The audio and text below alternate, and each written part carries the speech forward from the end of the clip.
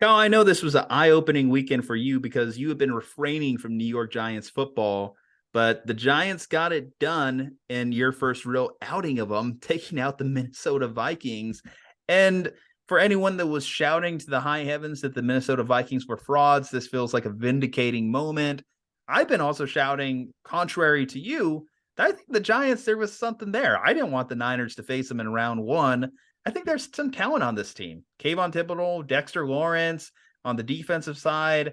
Daniel Jones has been able to this year. He at least seems like a more confident quarterback. He's not turning the ball over, and Daboll has engineered the offense around him. Plus, Saquon's having his best season since his rookie year and has looked fantastic. Tore apart that Minnesota Vikings defense. What was your impression of the New York Giants? So for those who haven't been following us consistently, I only watch the Giants when they show up on the Red Zone channel. I actively avoided their primetime games this year, actively avoided that game against Washington that ended in a tie.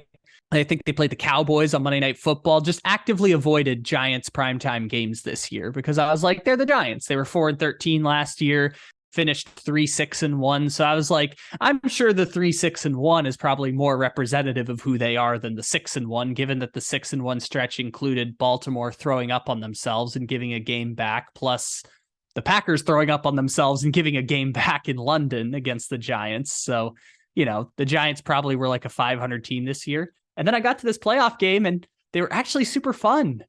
Like the Giants were actually fun to watch. It was cool. I was a bit surprised by it because I said in week 6 of last year that Daniel Jones, Joe Judge, and Dave Gettleman, it's over. Don't need to see any more. Just move off of all of them, reset it. And they did 2 of the 3, which I think the 2 of the 3 are the reason why they were able to put Daniel Jones in a position to succeed. Not just the Daboll and Mike Kafka coming over. Mike Kafka being the quarterback's coach with Mahomes for 4 seasons. Daboll being with Josh Allen for all those years. But also the new general manager who had the foresight to pick the blue chip prospects with their 2 top 10 picks last year. And Evan Neal was superior this year. Kayvon Thibodeau looks like a future Hall of Famer. I know it's his first year, but looks like he genuinely could put up Defensive Player of the Year in the near future. So getting those blue chip guys totally changed the fortunes of the Giants. And when they had a shit offensive line, Saquon Barkley got hurt. And when they put a decent offensive line around Saquon Barkley, he actually looked pretty good. And Daniel Jones rushed for 17 carries for 80 yards. And it was very efficient 80 yards, according to the advanced metrics graphic they showed on the TV. It was a really, really fun and interesting game. And the New York Giants winning a playoff game, I don't want to undersell just how hard it is to win a single playoff game in the NFL, and to do it with basically the exact same roster that went 4-13 the year before. Just clap to you, Giants, for getting that victory. Sure, a lot of good breaks had to break your way, but you still won a playoff game, and no one can take that away from you. For Daniel Jones, I'm not saying go crazy, go bonkers, and give him $100 million guaranteed, but this is at least a 2-year deal. This justifies keeping him for a little bit. You've shown that you can win a playoff game with him. And that's, again, you talk about not underselling that. That's not easy to do. One thing I think you could also talk yourself into with what you have with Daniel Jones at the moment is look at this wide receiving core.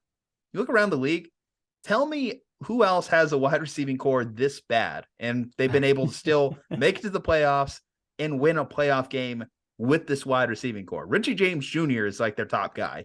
How dare you disrespect Isaiah Hodgins? How dare you bring the disrespect on Isaiah Hodgins, who was cut from the Bills practice squad, signed with the Giants, and put up a 100-yard playoff game, which is something that I believe Mike Evans maybe had. One of these top receivers has never put up a 100-yard playoff game. Just shout out Isaiah Hodgins for turning into a somehow number 1 receiver on this weird Giants team. Kenny Golladay, the highest paid wide receiver on the roster, can't even see the field. 6 catches as a New York Giant for Kenny Golladay. Yeah, so if you were to look on the bright spot for this Giants, it's all you look around the roster, there's still room for improvement. So not a finished product by any means. And it more so proves that Daboll was the right hire. They looked at their coaching options. They looked at what each brought to the table, and they said, who can maximize the talent on this roster? And it was Daboll. It was the answer. We know Daniel Jones isn't Josh Allen, but we know that the skill sets are similar. If you're going to take the offensive coordinator from Buffalo and have him run basically the same offense, give him a really sick running back that he never had in Buffalo, then Daboll was going to do good things with it. Going against the Philadelphia Eagles now this week for the Giants as they shift gears. What do you think of their chances in this game? Third time division opponent. There's some funkiness there. Week 18, the Eagles had a play to get that 1 seed. The Giants decided to rest, and yet they actually gave them a game. I would say slim to none chances for the Giants. But again, the Giants are playing with house money at this point. So when you're playing with house money, weird stuff can happen, right? I mean, the Giants, look, we've been saying all season, there's only 3 good teams in the NFC, right? It's San Francisco, Philly, and Dallas, right? We've been saying all season there are only 3 good teams in the NFC. So the fact that the 4th team who's here now is not Aaron Rodgers, not the Geno Smith Seahawks, not Tom Brady's Buccaneers, not Kirk Cousins' crazy, chaotic Minnesota Vikings. The fact that it's the New York Giants is kind of remarkable because I would argue the Giants were like the 6th or 7th best team in the NFC on paper this year. And here they are. Congratulations to you. You were the 6th seed, and now you're in the divisional round of the playoff. I don't like the matchup going up against the Eagles, not only because they have the worst rushing defense in the NFL, but because the Eagles not only can run the ball 4 or 5 different ways, but establishing the run will open up the passing game. And we know how awesome those Eagles receivers are, who have also gotten a week of rest. I think the Eagles might put up 40 points against the Giants in this game, but if they can not give up 40 points, then maybe they'll have a puncher's chance in the game. I just feel like the Giants can muck this up for the Eagles. They can make things a little bit ugly, and I still don't know how confident Jalen Hurts is in the shoulder coming off the injury. We saw a limited sample of him in week 18 that at least if we're going to go off just that game, just what we got to see, if that Jalen Hurts shows up to play, I don't think it's good enough to beat the Giants when they're playing all their starters. Now, if Jalen Hurts, who was playing earlier in the year, MVP Jalen Hurts shows up to play, then yeah, they're the number 1 seed. They should win this matchup running away. I just don't know coming off the injury what it's going to be like. And you had a couple more weeks of rest, so maybe Jalen Hurts could put that even further behind it. I'm also kind of worried about this Eagles team from a mentality standpoint. At least if you follow Eagles Twitter, it seems like a lot more of them are focused on the 49ers than they are on this week's matchup. I hope that this is not a team that reads their own press clippings, especially with a week of rest, because I don't think that you could just overlook the Giants. I think that's the biggest takeaway from round 1. You just can't overlook this team if you're hoping to make significant noise in the playoffs, because they do have enough guys that can, as you mentioned, give you a puncher's chance to win a game.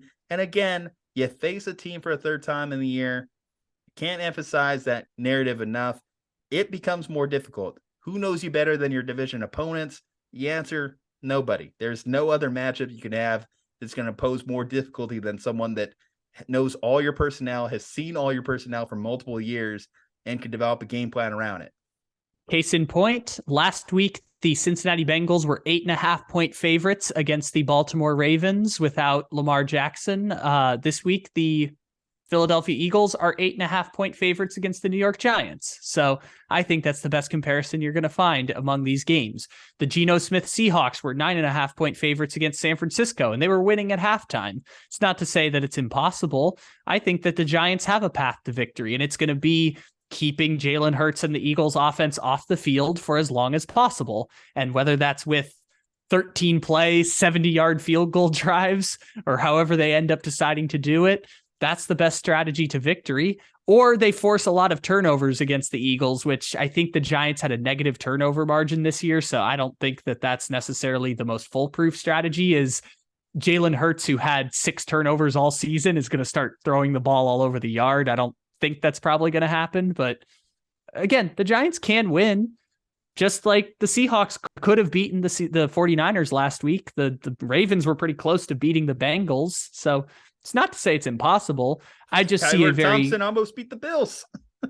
Yeah, but the Bills tried to throw that game away like 7 times. Like Buffalo tried to give that one away, and they still couldn't take that one back. But point being, it's not impossible to say the Giants can win. As someone who has now watched one Giants game from start to finish, I can say that this offense is fun and potent. And surely Vanilla Vic won't have a 300-yard 300 passing yards plus 80 rushing yard game where only Brock Purdy had a higher passer rating than him the entire weekend, which is still an incredible sentence to say, that only Brock Purdy had a higher passer rating than Daniel Jones on Wild Card weekend. Surely he won't be that good again, right? Or maybe he will. Who knows? The only difference is they're just playing a much tougher opponent that, like I said, is, if I were to make a bet, I would say the Eagles will score 40 points against the Giants, and I'll pick the Eagles to win. I'm going to take the Eagles as well. If their first matchup is any indication, when both teams are at full strength, then that would be the game that I'm going to pull the most information from. However, I'm just saying it could be a little bit more of a fun game. I don't see it being a 40-point blowout. I don't see it being a blowout. I think this is a game that, I don't know, I might take the Giants plus 8.5 if you're giving me that betting line. Anyway, guys, yeah. Let us know below your prediction. What do you think? Giants, Eagles? I'd like to hear your thoughts. Leave a like on the video, subscribe to the channel, follow us on all our social medias from Juju and Kyle. Stay safe, happy, and healthy. We'll see you next time.